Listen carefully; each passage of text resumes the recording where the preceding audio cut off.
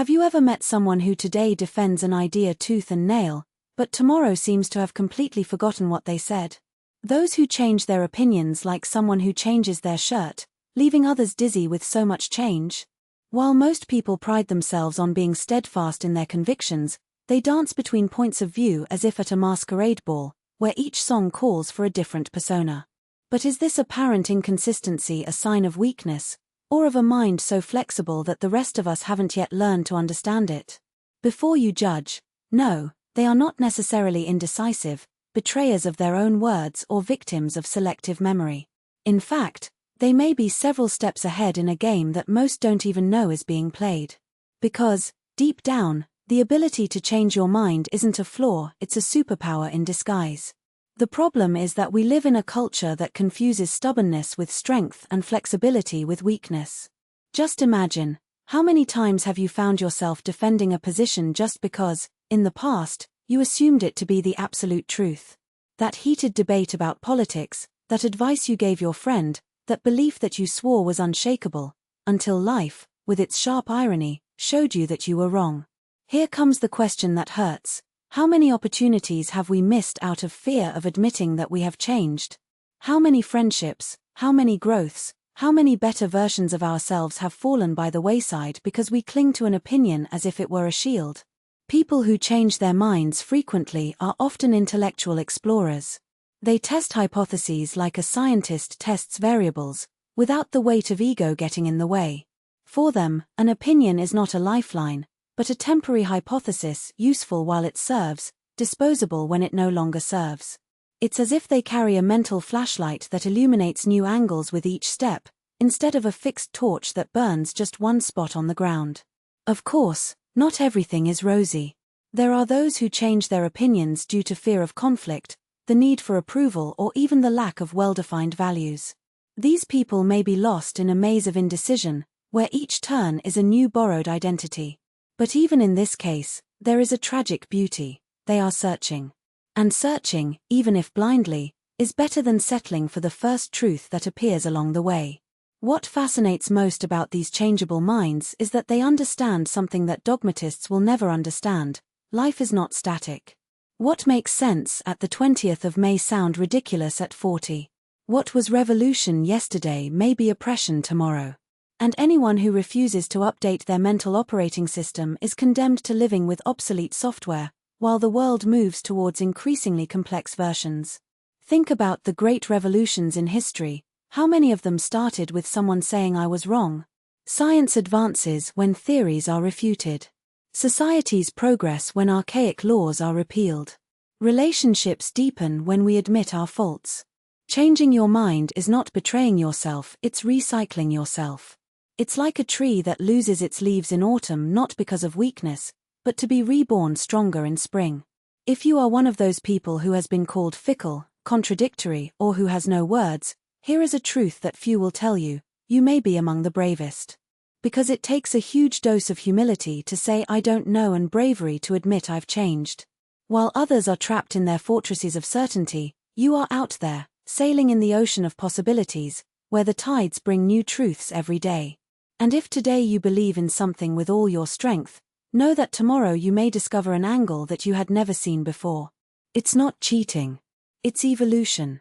The world doesn't need more statues. They are motionless, full of themselves. It needs rivers which change course, which adapt to the terrain, which carry life precisely because they are never the same. So the next time someone accuses you of changing too much, smile. Because you are not an aimless pendulum. You are someone who refuses to be a prisoner of your own words.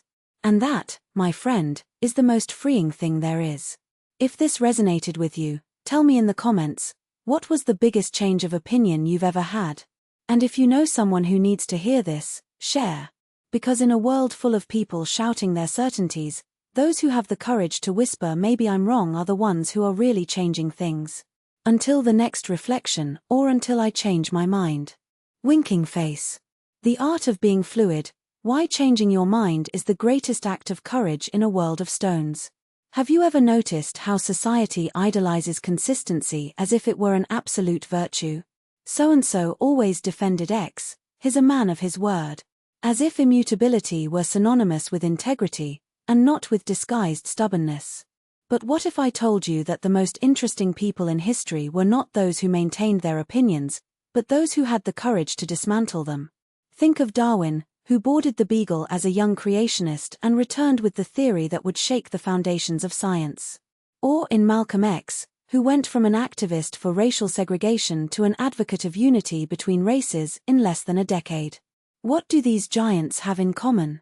Not the firmness of your convictions, but the boldness to question them. And here's the inconvenient truth: the world is not divided between those who get it right and those who get it wrong, but between those who learn and those who refuse to learn. Those who shout their certainties on social media as if they were religious dogma are not demonstrating strength, they are exhibiting fear. Fear of admitting that, one day, they may have been wrong. Fear that if one piece of the puzzle changes, the whole house of cards will collapse. But you are one of those who understand that intelligence is not a static trophy, but a muscle that only grows when challenged. And challenging yourself often means looking in the mirror and saying, I don't believe this anymore. And that's okay. The myth of incoherence, or why you're not a pendulum, but a river. But then comes the chorus of critics. How do you defend A today if yesterday you defended B? That's inconsistency, as if coherence were synonymous with stagnation, not intellectual honesty. A river is not inconsistent because it changes course, it is wise because it adapts to the terrain. A tree is not weak because it grows toward the light, it is resilient because it does not allow itself to be defined by shadow. The truth is that life does not give us an instruction manual, it throws us into the middle of the game and changes the rules. And anyone who insists on playing by yesterday's rules is not a strategist, they are a stubborn loser. Have you ever been religious and are now agnostic? It's not betrayal, it's spiritual evolution. Have you ever voted for a party and today you criticize it? It's not disloyalty, it's political maturity. Have you ever loved someone with all your strength and today you barely remember their face? It's not a character flaw, it's proof that you're alive. The only real inconsistency is insisting on being the same person you were 5 years ago, when life has already taught you things you couldn't even dream of at the time. The cost of staying the same, or why your certainties can be your prison. Here's the secret no one tells you: your opinions are not you. They're just the clothes you wear to face the world, and, like any wardrobe, some pieces become small, others tear, and some simply go out of style. The problem is that many people confuse their ideas with their identity. And then, when someone questions an opinion, they feel like they are being personally attacked. It's as if they were saying, if I change my mind, I'll stop being me. But the question what you don't want to keep quiet about is, who is this self that you are so desperate to preserve? A set of beliefs from 20 years ago? A character you invented to please others? Freedom begins when you understand that you can change your clothes without becoming someone else. Maybe yes. Love the sun and then prefer the rain. Believing in romantic love and then embracing polyamory, or celibacy. Being a capitalist and becoming a socialist, or vice versa, without having to apologize. Because the only loyalty that really matters is loyalty to your own truth, even if it changes tomorrow. How do you know if you are changing for growth or fear? The authenticity test. Now, I know what you're thinking, but what if I'm changing just because of social pressure? Or because of insecurity? Good question. The difference between genuine evolution and emotional instability lies in 3 signs. 1. Change comes from within, not from without. Example of growth: you read, reflect, and come to the conclusion that your old opinion no longer makes sense. Example of fear: you abandon a belief just because the group you admire rejects it. 2. You don't deny the past, you integrate it. Evolution: I used to think X, but today I understand Y. And everything is fine. Fugue: I never believed that. I always thought like that. Spoiler, lie. 3. Change makes you lighter, not more anxious. If you feel relieved when abandoning an idea, it is growth. If you feel empty or lost, you may just be trading one mask for another. Extra tip: if you're in doubt, ask yourself, if no one knew about this change, would I still make it? If the answer is yes, it is authentic. If not, it is performative. The power of maybes. or why doubting is more courageous than affirming. In a world where having a strong opinion is confused with having character, doubting has become a revolutionary act. But here's the bombshell truth: the safest people are those who can say "I don't know" without panic. Think of the greatest geniuses in history. Socrates said that his wisdom was in knowing that he knew nothing. Einstein spent years questioning his own theories, including relativity. Da Vinci left hundreds of notebooks full of unanswered questions. They weren't geniuses despite their doubts, they were geniuses because of them. So the next time someone pressures you to take a stance, remember, the only stance that really matters is that of someone who is willing to rethink.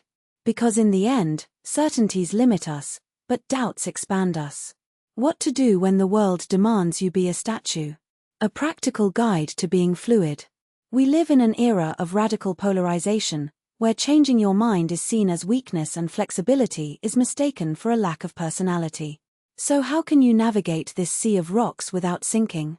Here are 3 strategies for being fluid without getting lost. 1. Adopt "for now" as your mantra.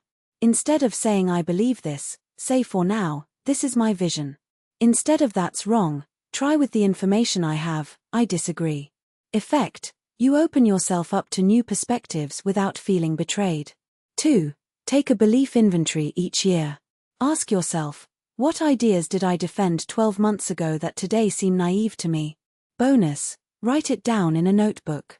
Seeing your own evolution is the best antidote to the fear of change. 3. Surround yourself with people who also change. Avoid those who judge you for reviewing your opinions.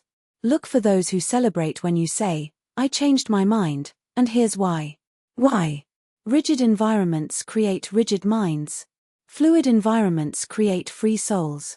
The last question, and the answer you already know. If you've made it this far, I have one final question. What would you be willing to rethink today, if you weren't afraid of other people's judgment? It could be a political belief, a toxic action that you insist on justifying, or even that story you tell about yourself, "I'm just like that, I don't change." What would happen if you let go? Because deep down, you already know the answer.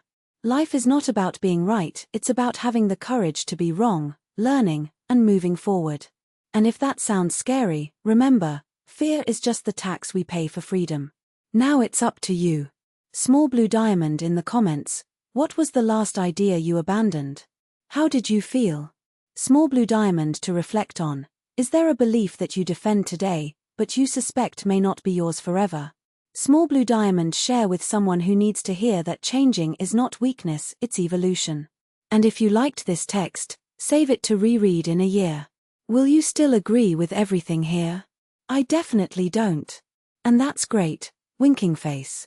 Until the next reflection, or until I change my mind. Again. The weight of things we don't say, and the relief of letting them out. There is a kind of silence that is not peace, it is a suitcase full of choked words, dragged for years without being opened. You know this suitcase well. We all have one. Inside it, we keep. I should have said. That undeclared love, the dismissal we postponed, the truth we swallowed so as not to hurt. I didn't deserve it.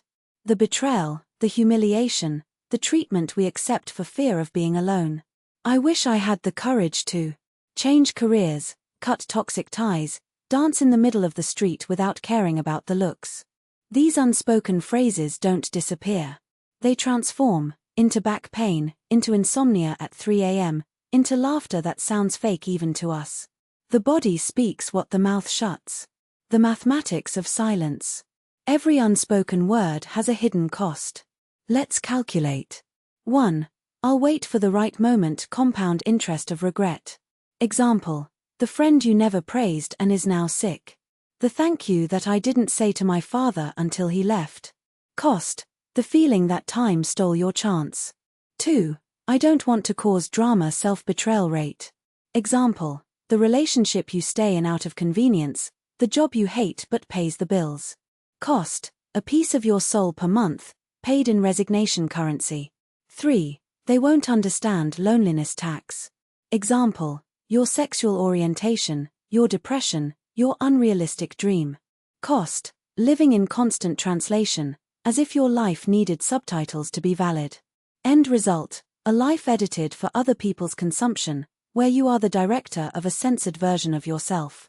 The day the suitcase burst. I know a woman who, at 42, opened her suitcase. It wasn't pretty. She sat on the bathroom floor, because the bathroom floor is the place where we cry when we don't want anyone to hear, pulled out a notebook and wrote down everything she never said. Letters to her ex-husband, to her dead mother, to the boss who humiliated her, to herself at 20 years old. 3 notebooks. 2 tissue boxes. A cup of cold tea.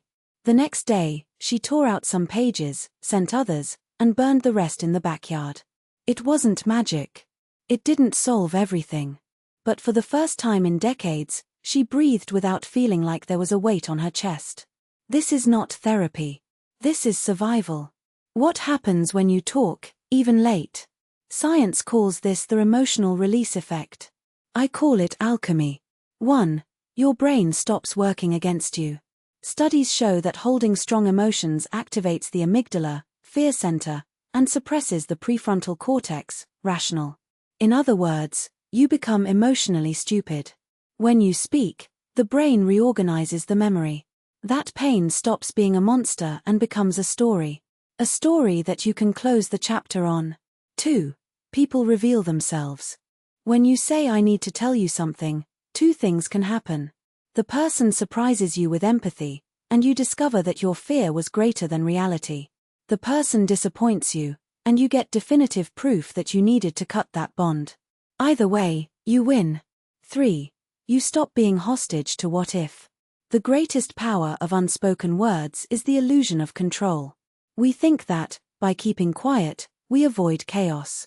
But chaos is already happening inside you. How to start unpacking, without turning into a drama. You don't have to do like the woman in the notebooks, unless you want to. Small acts of courage already reprogram your system. White heavy checkmark the micro-confrontation.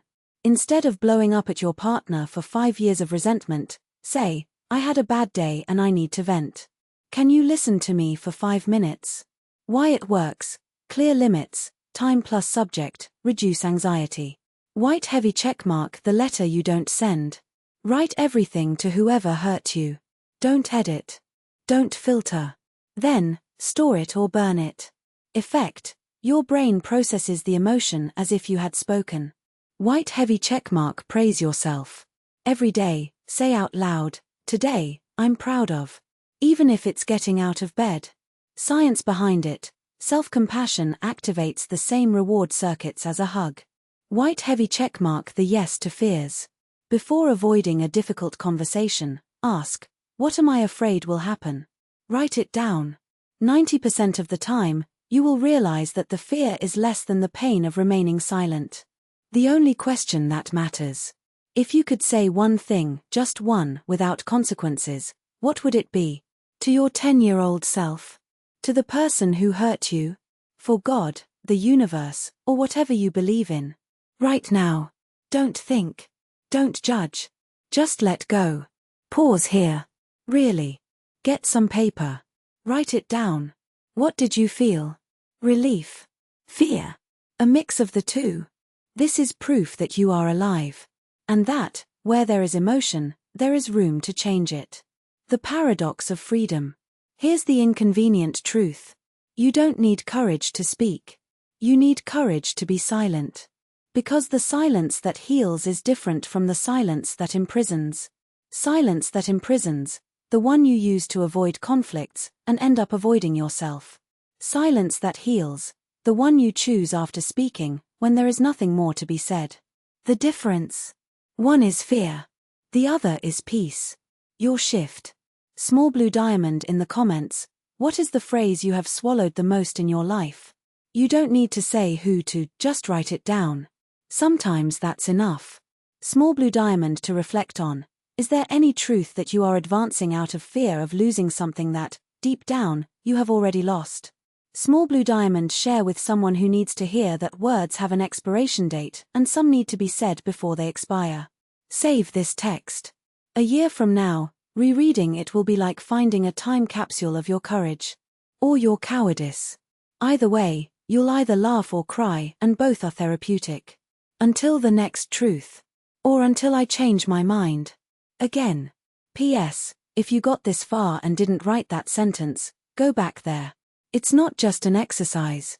It's the first crack in the wall you built between you and yourself.